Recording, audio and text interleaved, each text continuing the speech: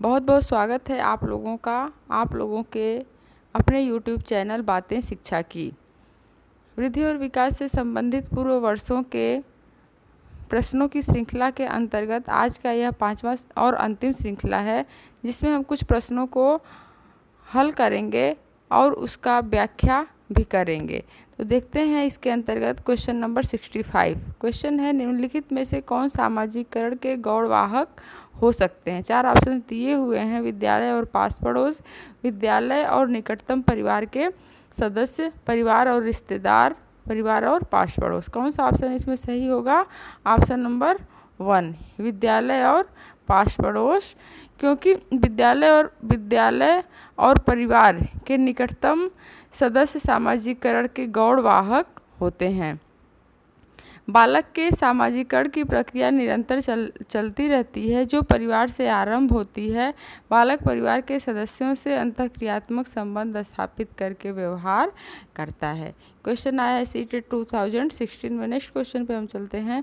विद्रोह की भावना की प्रवृत्ति निम्नलिखित में से किस अवस्था में पाई जाती है? 4 ऑप्शन दिए हुए हैं, बाल्यावस्था, शैशवावस्था, पूर्व किशोरावस्था और मध्य किशोरावस्था। इसमें से कौन सा ऑप्शन सही होगा? ऑप्शन नंबर 4, मध्य किशोरावस्था।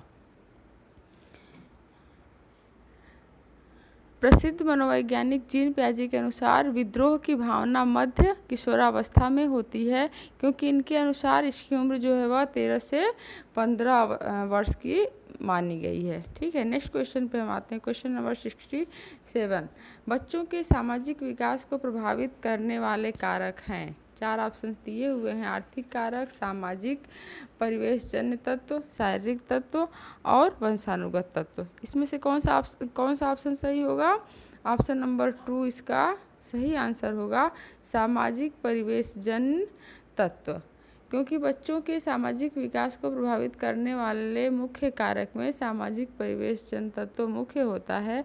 परिवार के पश्चात समाज ही वह संस्थान है जहां बालकों का सर्वांगीण सामाजिक, सांस्कृतिक, मानसिक, नैतिक विकास होता है। ठीक है, नेक्स्ट क्वेश्चन पे आते हैं। Question number 68।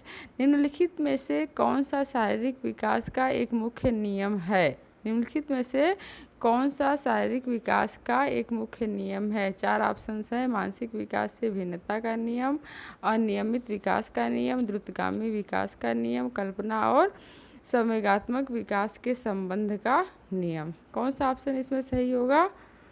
4 ऑप्शन तीसरा सही होगा, द्रुतगामी विकास का नियम, क्योंकि शारीरिक विकास एक सतत विकास है जो कभी मंद तो कभी तीव्र गति से चलती है।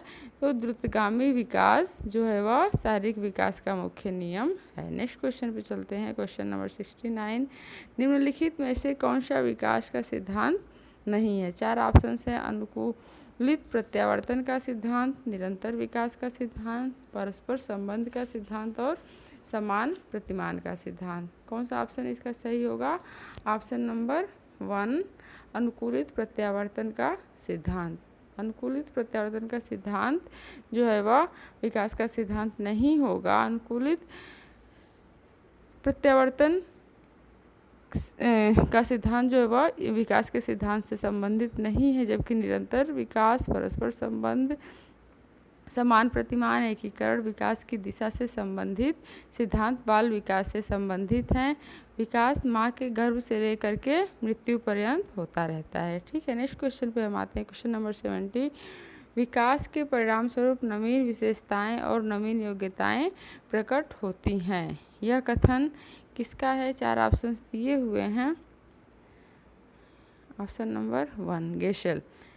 प्रसिद्ध मनोवैज्ञानिक गेशेल ने विकास के संदर्भ में कहा है कि विकास के परिणाम स्वरूप नवीन विशेषताएं एवं नवीन योग्यताएं प्रकट होती हैं। नेक्स्ट क्वेश्चन पे आते हैं। मूल प्रवृत्तियों के 14 प्रकार में किसने वर्गीकृत किया है? 4 ऑप्शन है, ड्रेवेल, मैकडूगल, थॉर्नडाइक और वुडवर्थ। इसका कौन सा ऑप्शन सही होगा? ऑप्शन नंबर 2, मैकडूगल ने मूल प्रवृत्तियों को कितने भागों में बांटा है? उन्होंने इसे 2 भागों में विभाजित किया था।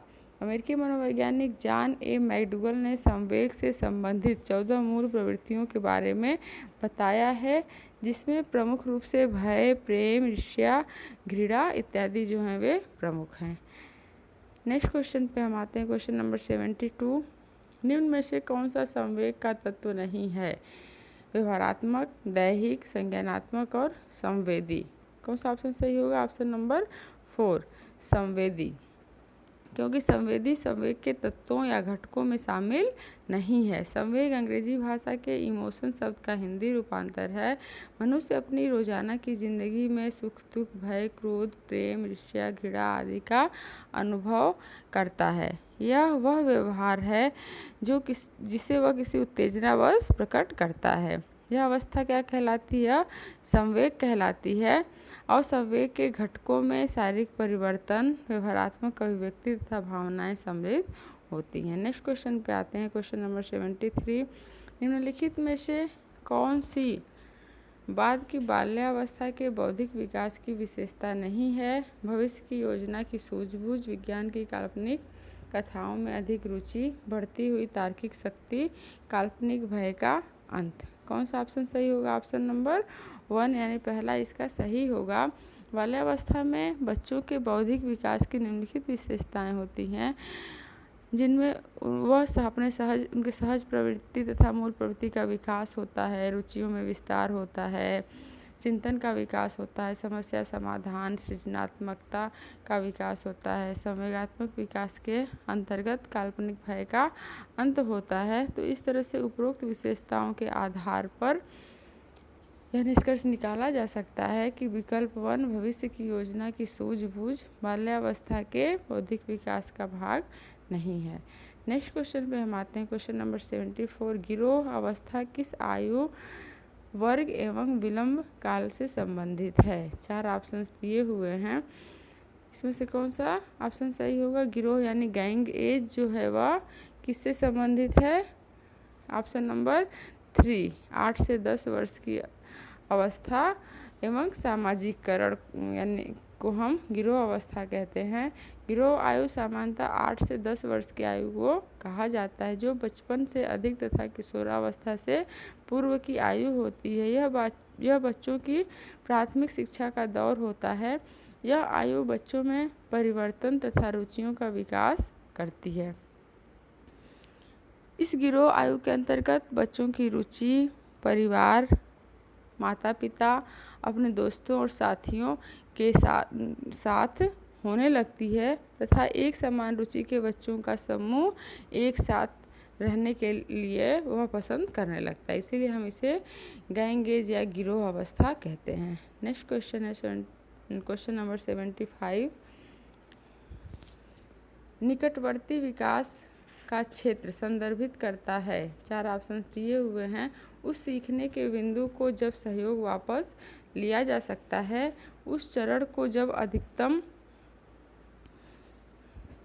विकास संभव है, उस विकासात्मक चरण को जब बच्चा सीखने की पूरी जिम्मेदारी लेता है, एक संदर्भ को जिसमें बच्चे सहयोग के सही स्तर के साथ कोई कार्य लगभग स्वयं कर सकते हैं। ठीक है, 4 ऑप्शन हैं। यह क्वेश्चन सीटेट 2018 में पूछा गया, काफ़ी कॉन्सेप्चुअल क्वेश्चन है। इसका कौन सा आंसर सही होगा?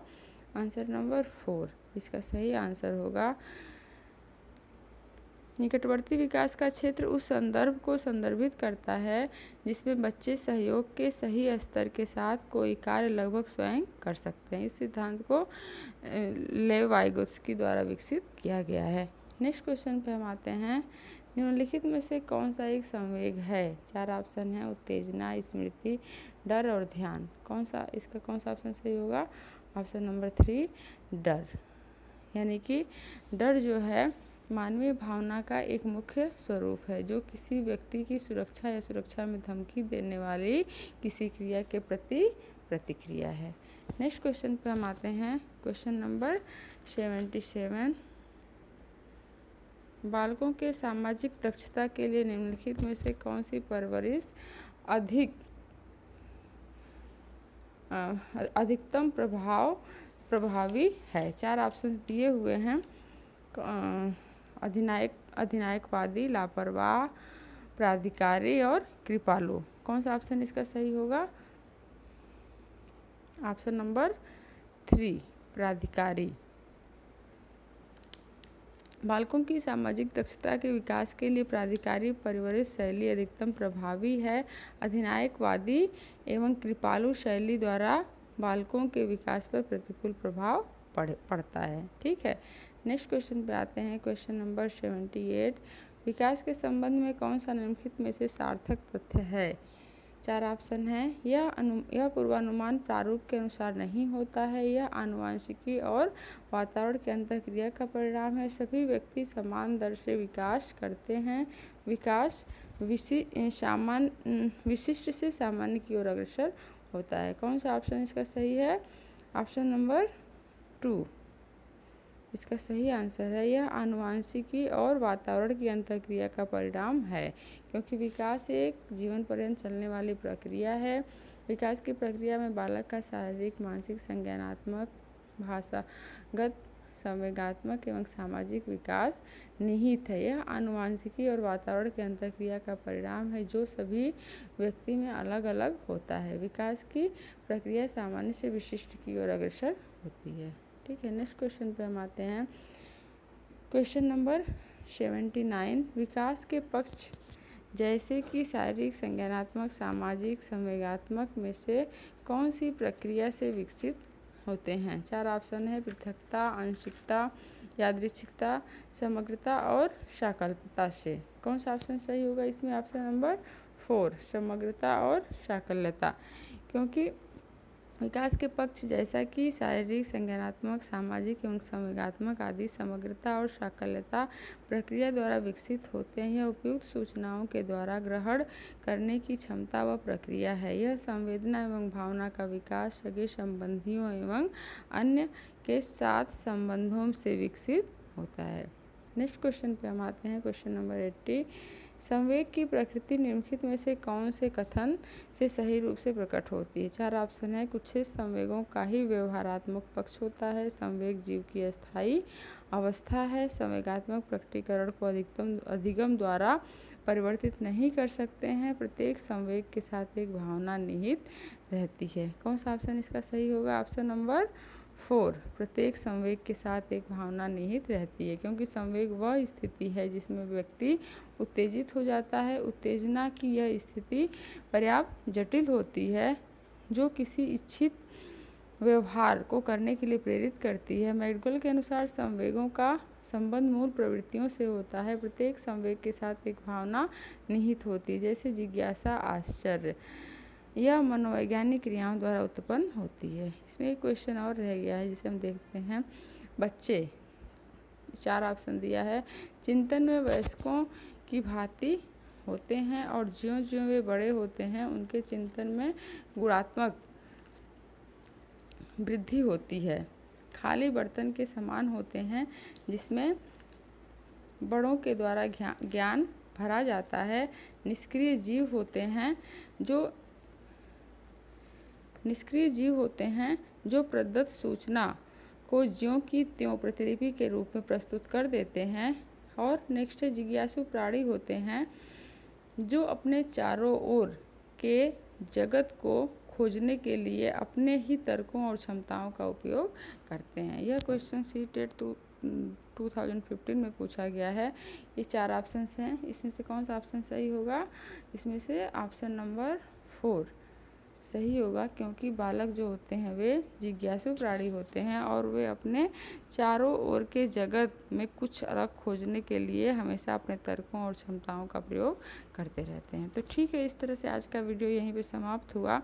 यह वृद्धि और विकास से संबंधित 80 प्रश्नों की एक श्रृंखला थी, जिसे हम थोड़े ही क्वेश्चन के द्वारा हम इसका व्याख्यात्मक हल करने का प्रयास किए हैं और हमें उम्मीद है कि इससे आपको काफ़ी फ़ायदा भी होगा। कम से कम 5 या 6 क्वेश्चन तो आप मान कर ही चलिए कि हर साल वृद्धि और विकास से पूछे जाते हैं। तो ठीक है, फिर मिलते हैं अगले वीडियो में एक दूसरे क्वेश्चन सीरीज के साथ।